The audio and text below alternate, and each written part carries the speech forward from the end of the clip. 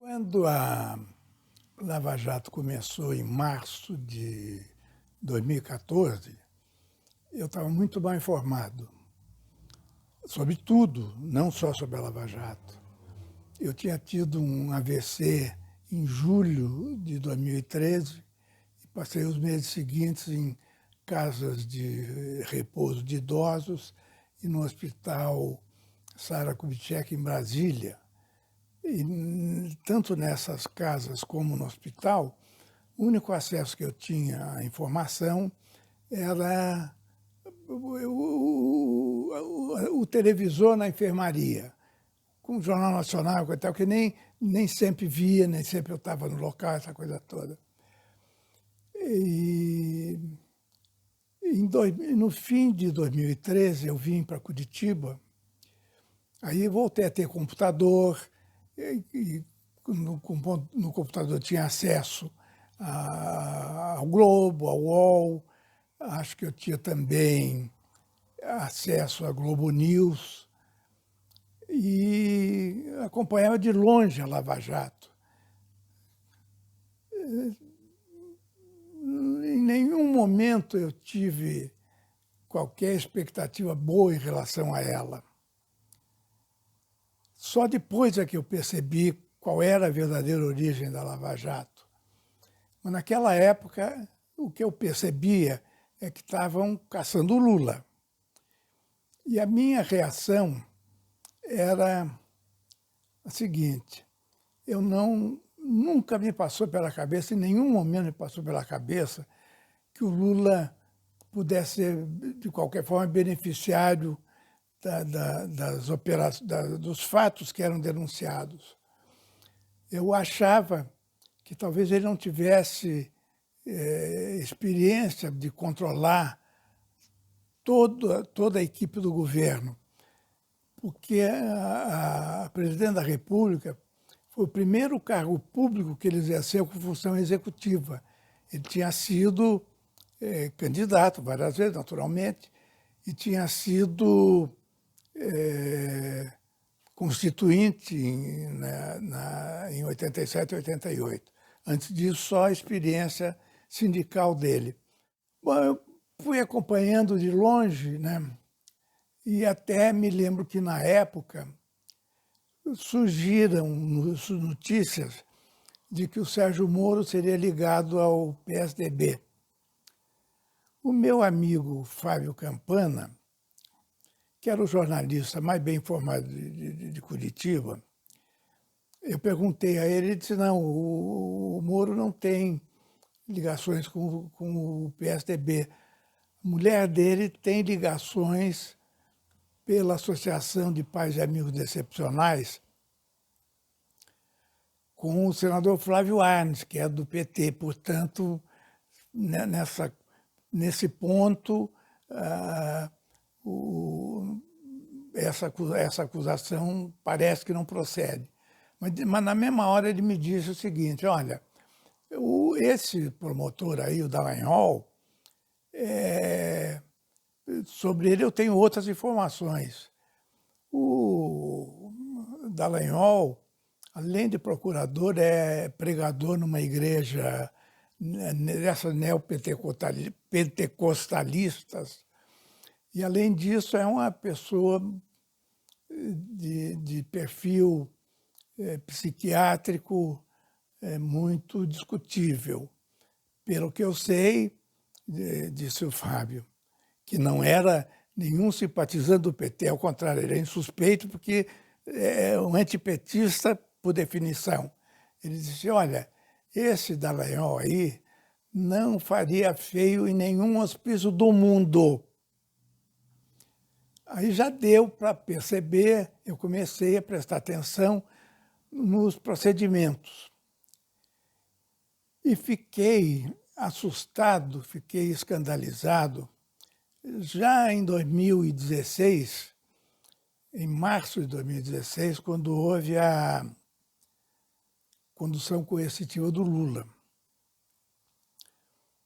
Eu sou formado em Direito, na minha época de estudante ainda não havia aqui em Curitiba nenhuma faculdade de comunicação, então eu estudei Direito, né? E pelo que eu tinha aprendido na faculdade, muitos anos antes, condução coercitiva só pode ser decretada quando uma pessoa foi intimada para comparecer à justiça, não comparece nem oferece justificativa plausível. Eu fiquei tão chocado com aquilo que eu resolvi escrever um artigo que eu mandei para o Globo. Eu trabalhei muito tempo no Globo, fui até editor-chefe do Globo, estava afastado do jornal há muito tempo, mas pouco antes eu tinha encontrado um ex-colega, o Aloysio Maranhão, que era o editor de opinião do Globo. Eu encontrei, por acaso, num lançamento de livro, e ele disse, olha, quando você tiver algum assunto interessante, escreve e me manda. Aí eu escrevi um artigo contra a condução coercitiva do Lula. E nesse artigo eu tentei, teve um trecho que eu precisei cortar, porque o tamanho era muito limitado, acho que eram 40 linhas, uma coisa assim. Eu dizia que o Sérgio Moro estava fazendo com Lula o equivalente à melhor coisa que os colonizadores ingleses tinham feito com o Gandhi durante as campanhas pela independência da Índia. Cada vez que prendiam o Gandhi, dava uma reação em sentido oposto. O Gandhi vinha com a greve de fome, coitado, acabou jogando os ingleses fora da Índia quando conseguiu a independência. Esse trecho eu tive que acabar tirando, mas eu descrevi, situei mais ou menos a situação e terminar dizendo o seguinte, olha, o Lula aparentemente não tinha maiores pretensões de voltar à presidência, mas com essa condução coercitiva conseguiram uma coisa, ele se transformou num candidato forte a voltar à presidência. Isso em 2016.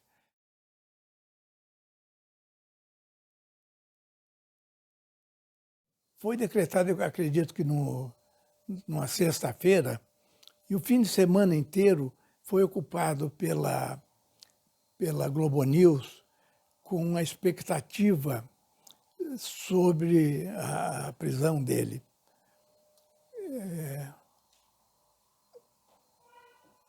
O Ike tinha viajado para Nova York usando o passaporte alemão,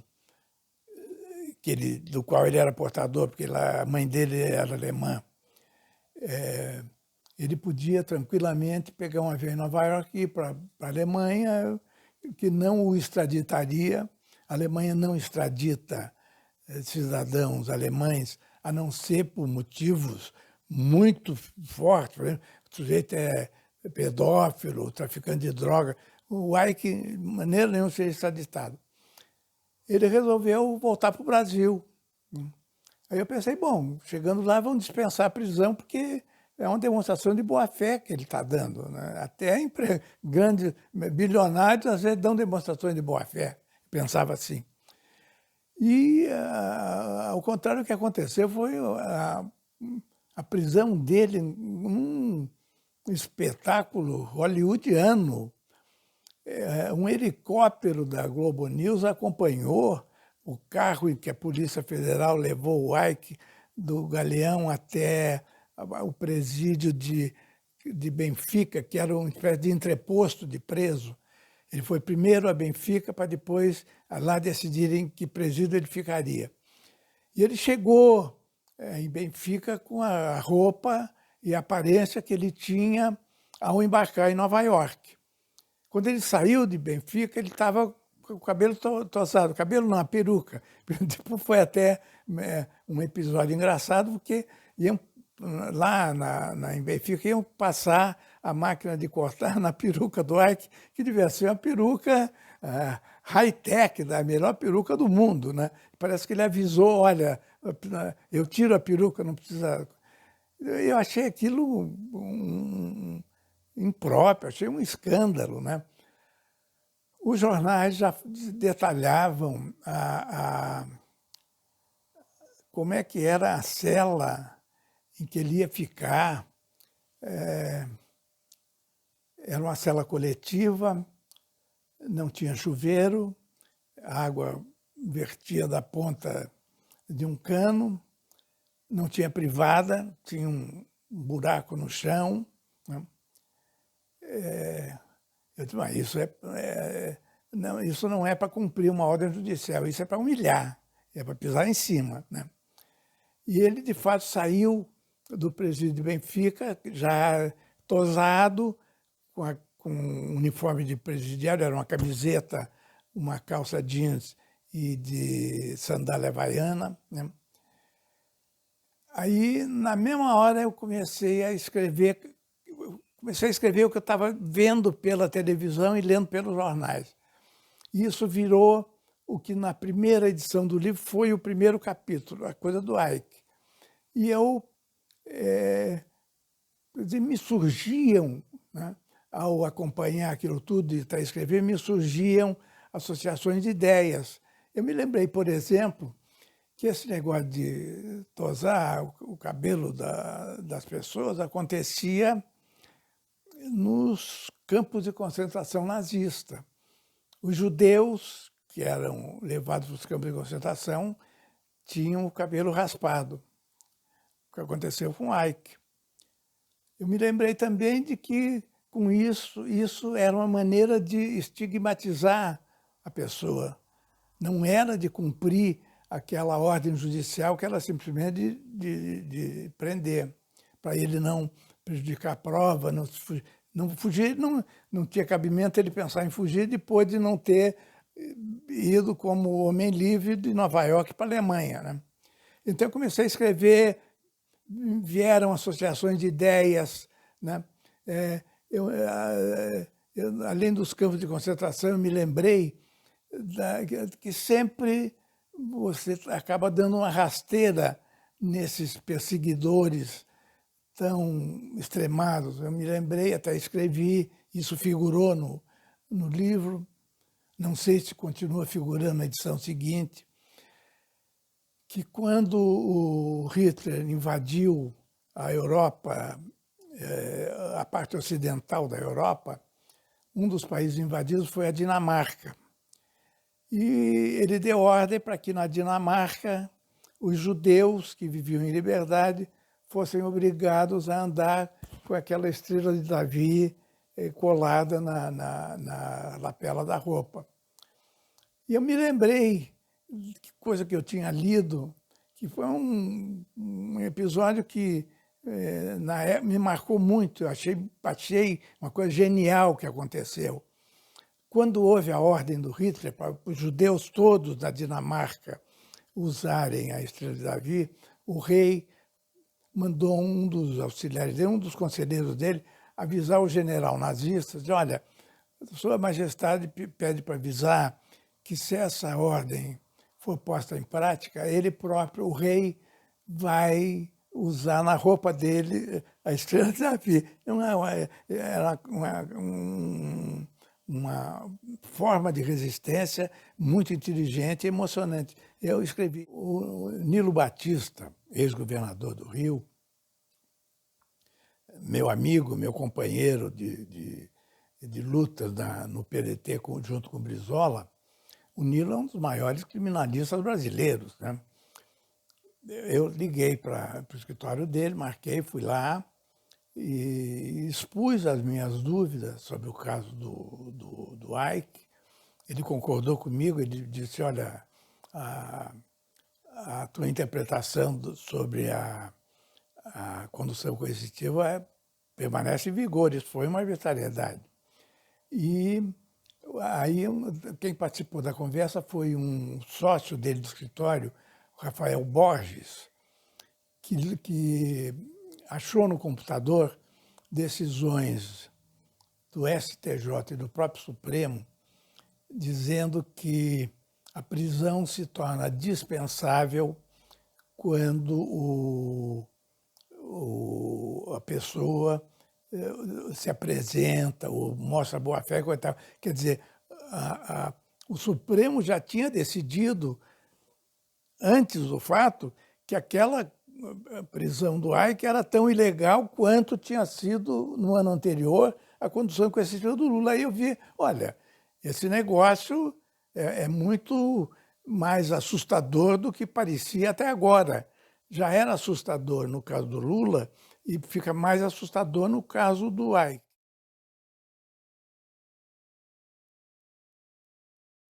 Eu ignorava na época, por causa do buraco de memória que me aconteceu por causa do AVC, eu ignorava quase todos os fatos relativos a um escândalo que motivou o cancelamento de uma viagem da Dilma, que era presidente da República, aos Estados Unidos.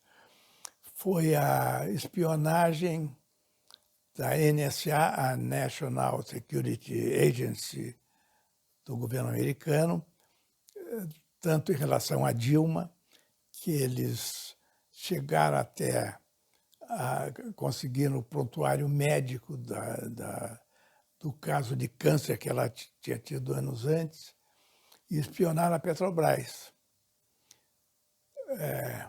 Eu tinha uma vaga noção disso, mas agora, mais recentemente, e isso até não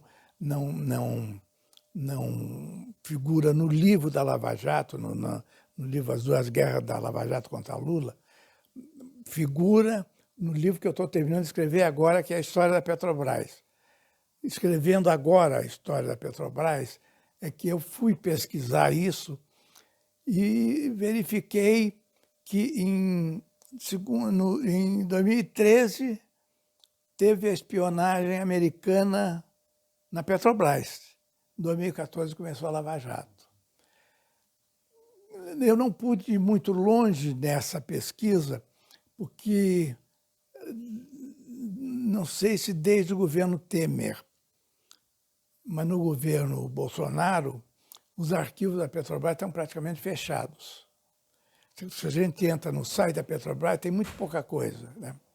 E tanto que eu não usei quase nada da Petrobras nesse livro sobre a história da Petrobras. Mas eu acho que agora, com a mudança de governo, vai ser possível fazer uma investigação reversa, investigar como foi a Lava Jato. E eu tenho a intuição, né, ou a expectativa de que o que a espionagem na Lava Jato, na Petrobras procurou em 2013, não foram dados sobre o pré-sal, foram dados sobre diretores. Os mesmos diretores que, um a um, numa coisa rapidíssima, a Lava Jato foi pegando, prendendo e impondo as delações premiadas.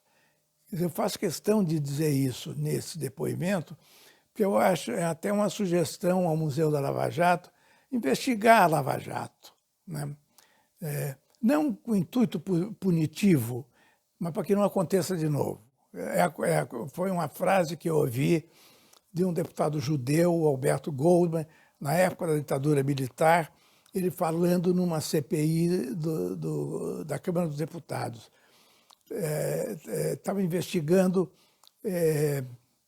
a possibilidade de ter havido ações antissemitas na política da ditadura em relação à questão nuclear. E o Goldman, que era deputado depois, ele saiu do armário, pode dizer que era um deputado eleito pelo MDB, mas ele era do Partido Comunista. Eu me lembro que estava prestando depoimento na tal comissão da Câmara o ministro de Minas e Energia, César Caos. E o Goldman disse assim: ministro, nós judeus não podemos esquecer, não porque queremos vingança, mas para que não aconteça de novo. Eu acho que a Lava Jato precisa ser investigada para que não aconteça de novo, porque ela pôs na cadeia um ex-presidente absolutamente inocente, ela agiu contra Deus e o mundo no quadro político brasileiro, né? E ela destruiu empresas cujos dirigentes podem ter cometido infrações penais da maior gravidade, mas quantos bilhões de brasileiros ficaram sem emprego por causa disso? Quanto economias estrangeiras penetraram na economia brasileira. A engenharia brasileira era famosa no mundo. A Lava Jato, na verdade, foi uma operação de espionagem realizada sob a orientação de centrais estrangeiras de inteligência contra a República e o povo do Brasil. Foi isso, né?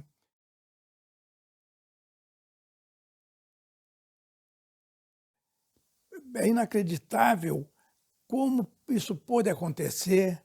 É claro que contou com a cumplicidade de uma mídia cujos controladores estavam com sede de liquidar o Lula, não pensaram que estavam, no fundo, prejudicando os próprios interesses dele, porque se o Brasil entrou em recessão a partir desses episódios todos, eles também, as televisões deles e tal, foram prejudicadas a ponto de hoje não terem o peso econômico que tinham 10 anos atrás, né?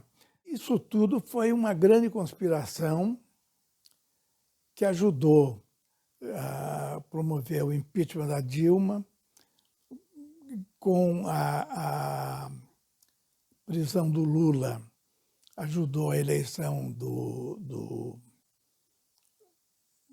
Bolsonaro, né? Houve no Brasil uma contra-revolução radical de extrema-direita, contra a qual não houve a possibilidade de reação. Mas, enfim, como a história não permite que certas situações se eternizem, né, a coisa toda virou, e nós estamos hoje, em vez de a Lava Jato estar fazendo o julgamento dos inocentes que ela pegou, e alguns culpados que ela também pegou, né, está havendo o julgamento na opinião pública e com a última eleição a coisa virou completamente.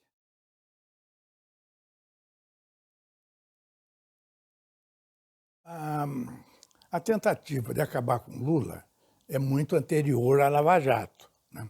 Se fosse possível, ele nem teria sido eleito, nem teria sido candidato. No início da edição corrente do meu livro As Duas Guerras da Lava Jato contra Lula, eu conto de uma entrevista do Onyx Lorenzoni, que era deputado, foi da CPI do Mensalão lá atrás, ia ser nomeado chefe do gabinete civil do Bolsonaro no início do governo dele. Ele deu uma entrevista ao Roberto Dávila sobre as expectativas dele, essa coisa toda, na função que ele ia exercer, e ele contou de alegre, porque foi só ruim ele ter contado, que o Sérgio Moro já estava atrás do Lula muito antes da Lava Jato, estava atrás do Lula na época da CPI do Mensalão, quer dizer, no primeiro governo Lula. Primeiro ou segundo, acho que foi no primeiro ou segundo governo Lula? Primeiro, né? Então, essa entrevista do Lorenzoni revela que o Moro já estava na conspiração muito antes. Parece que ele, na época da CPI do Mensalão, ele trabalhava no Supremo e dava uma fugidinha do trabalho e ia acompanhar as sessões da CPI, na qual o Lorenzoni era uma figura destacada e barulhenta, né? Então, o Lorenzoni, na entrevista a Roberto Dávila, diz, olha, o Moro não pegou o Lula na época da CPI do Mensalão, porque ainda não existia a delação premiada, que depois passou a existir. E passou a existir graças a um governo do PT. Né? Acho que foi sancionado já pela Dilma, né? Mas passou a existir num governo do PT. Né? Então, quer dizer, o Moro já estava, na época, profundamente interessado em pegar o Lula, em acabar com o Lula. Era uma coisa obsessiva, né? Ele, na trajetória dele pelo Poder Judiciário, tem coisas assim, teve uma bolsa de estudos em Harvard, nos Estados Unidos, pode ter tido contatos lá com órgãos americanos interessados no que acontecia no Brasil, né? Que a gente sabe que depois aconteceu porque a Lava Jato operou muito em colaboração com órgãos do judiciário e órgãos, talvez, investigativos do governo americano.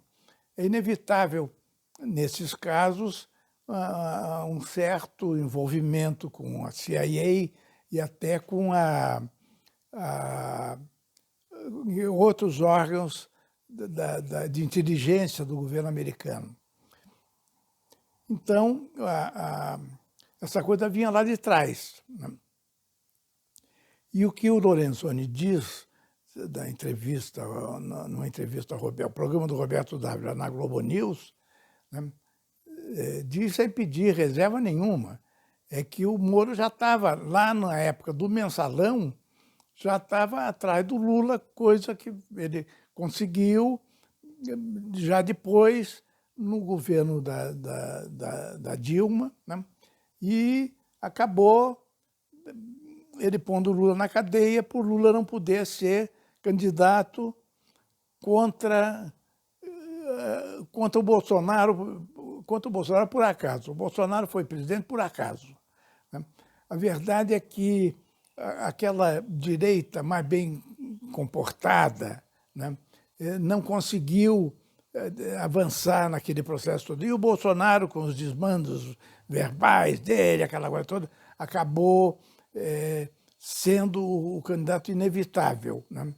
E o Moro não teve constrangimento nenhum de ser ministro da Justiça de um presidente como o Bolsonaro, né? Então, você vê que essa coisa vinha lá de trás.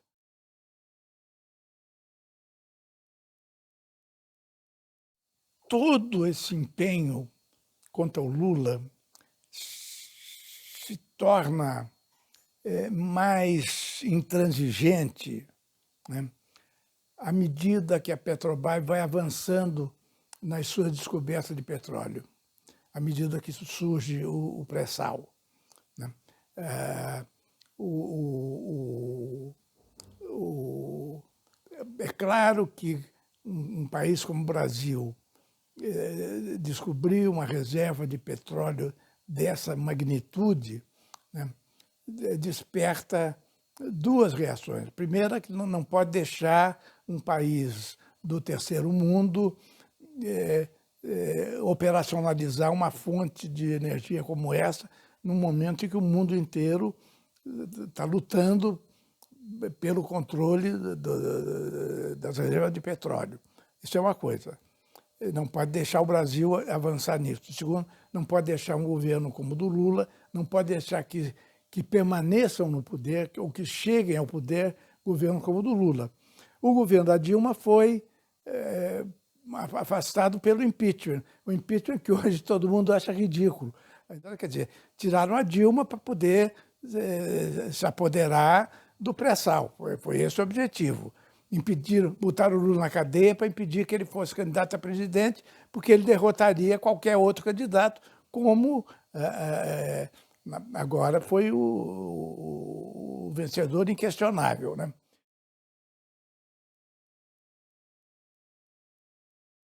Muita gente aproveitou pegou carona na Lava Jato e nas acusações de corrupção na Petrobras para defender outros interesses. No caso do reitor Cancellier, esse interesse era a privatização das universidades públicas. Não foi só o Cancellier, não foi só a Universidade de Santa Catarina, foi a Universidade Federal do Paraná, a do Rio Grande do Sul e a de Minas Gerais. O caso me lembro que o caso do Cancellier começou, para mim, e eu acho que escrevi um capítulo bem longo sobre ele no livro, começou de manhã cedo com a reprise daquele jornal Bom Dia Brasil na Globo News, às 9 horas da manhã, que era a hora que eu começava a trabalhar.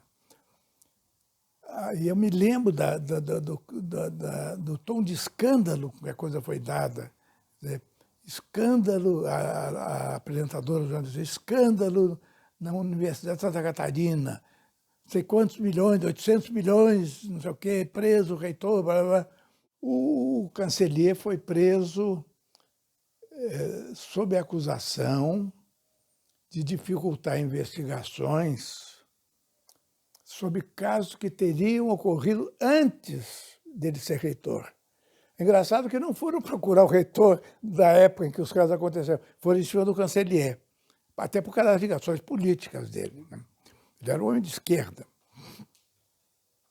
E ele foi preso pela Polícia Federal, e parece que na Polícia Federal ele foi bem tratado com um mínimo de respeito. Porque depois de ser solto, ele chegou a dar uma entrevista a um jornalista de Santa Catarina, o Tancredo. No livro eu cito o sobrenome. Eu conheci pessoalmente o Tancredo anos atrás. O melhor jornalista mais importante de Santa Catarina.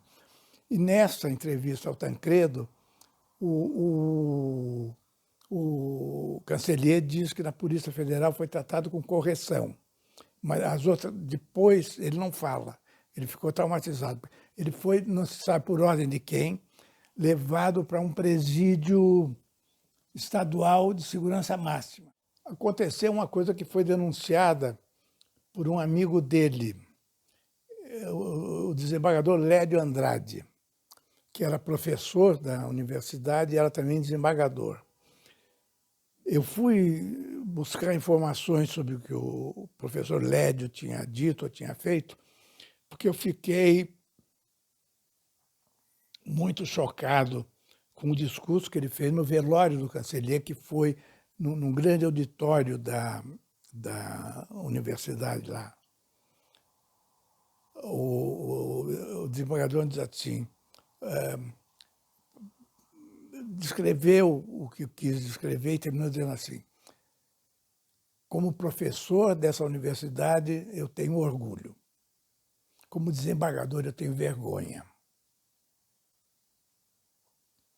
Eu fiquei impressionado como é que um desembargador diz que tem vergonha de ser desembargador, de uma posição importante na magistratura. É porque ele sabia do que aconteceu. Na verdade, resolveram humilhar o Cancellier. Ele tinha um inimigo lá, que era um sujeito da Controladoria Geral da União, que operava lá na universidade, e tinha uma gratificação ilegal que o Cancellier cortou. A verdade é essa. O cara estava em cima do Cancellier por causa disso. O que fizeram com o Cancellier no presídio de segurança máxima foi... Eu fui pesquisar depois, não cheguei a conversar com nenhum advogado, com nenhum jurista, mas estou convencido que o que eu aprendi na Faculdade de Direito é suficiente para afirmar o seguinte: foi equivalente a um estupro.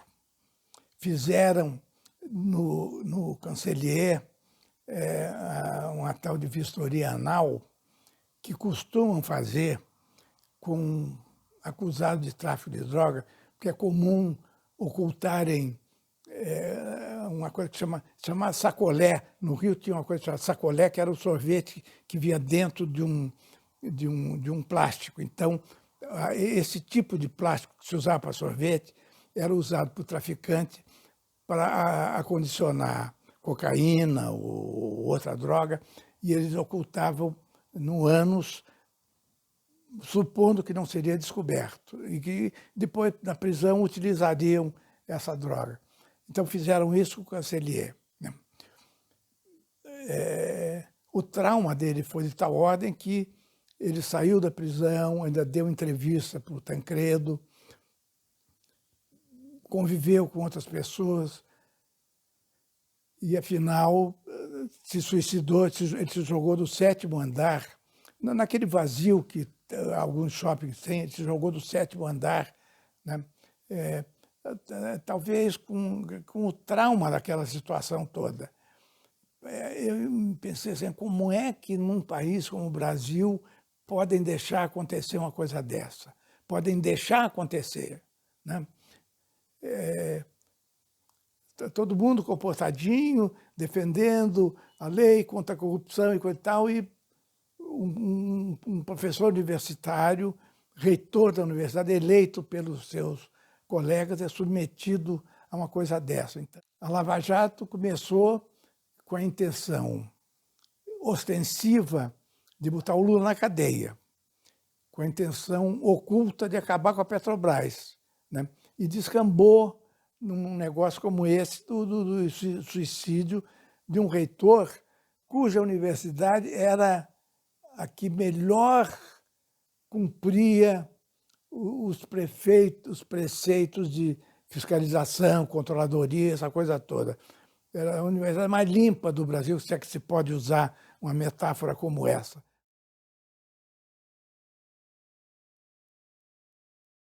Eu vi que todos os limites tinham sido ultrapassados, porque a Lava Jato ficou um poder comparável a um poder que talvez não tivessem os presidentes da República do ciclo militar.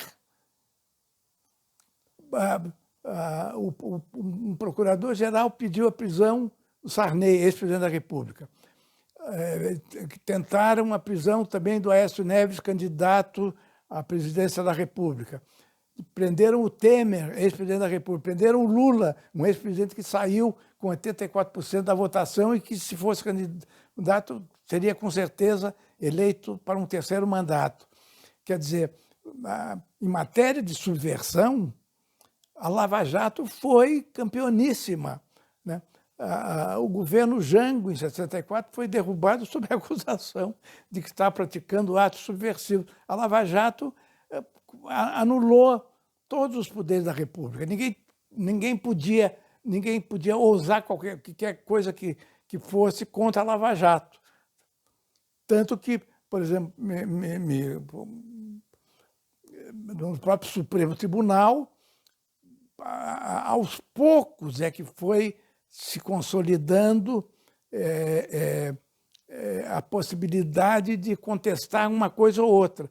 E pelo que foi contado em sessões do Supremo, eu acompanhava muito as sessões do Supremo ao vivo. Isso foi importante na elaboração do livro. O próprio relator da Lava Jato do Supremo, o ministro Teori Zavascki, aquele que morreu num acidente, se queixava dos procuradores e do Sérgio Moro. Acho que não chegou propriamente a anular decisões do Moro, mas acho que deu um puxão de orelha nele. Quer dizer, o ministro Supremo não podia enfrentar um juiz de primeira instância. Quer dizer, foi, em matéria de subversão, a Lava Jato foi a subversão total, né?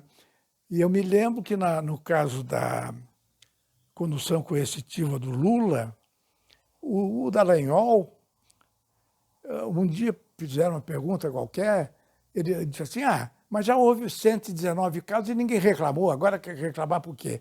Era ilegal, o Supremo decretou a ilegalidade depois, né? Que, evidentemente, essa coisa toda foi montada com o propósito de impedir a volta do Lula ao governo, também com o propósito de destruir a Petrobras e aproveitando, destruir a engenharia brasileira, que tinha reputação internacional. Foi a engenharia brasileira que deu orientação técnica para os chineses construírem a usina lá de Três Gargantas, que é uma das maiores do mundo.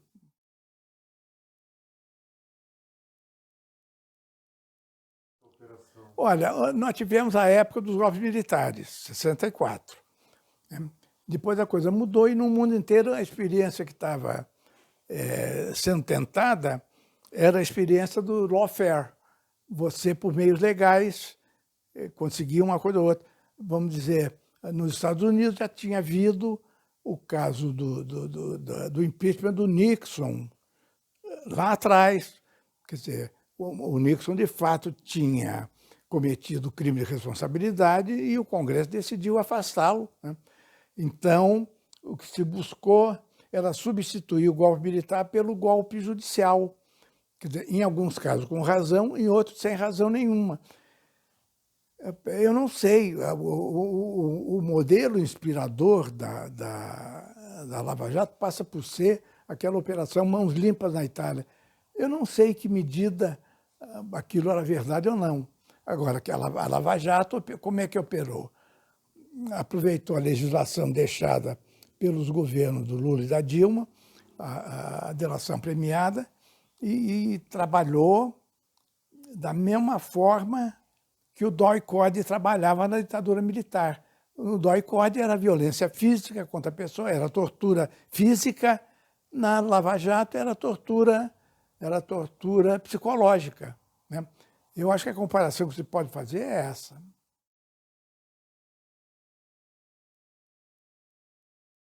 Até, vamos dizer, o Dallagnol era apontado como um candidato indiscutivelmente vitorioso ao Senado. Virou candidato a deputado. O Sérgio Moro era candidato a presidente da República.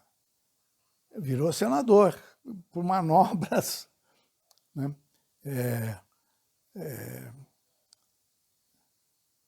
Manobras pouco republicanas, como virou moda dizer já na época dessa coisa toda. Não acredito que vão ter papel importante nem no Senado, nem na Câmara. Né? Nem o Dallagnol na Câmara, nem a senhora Moro na Câmara, nem o Moro no Senado. Passou a coisa. Né? O que veio depois, a Vaza Jato, mostrou, quer dizer, a mentira que havia em tudo aquilo.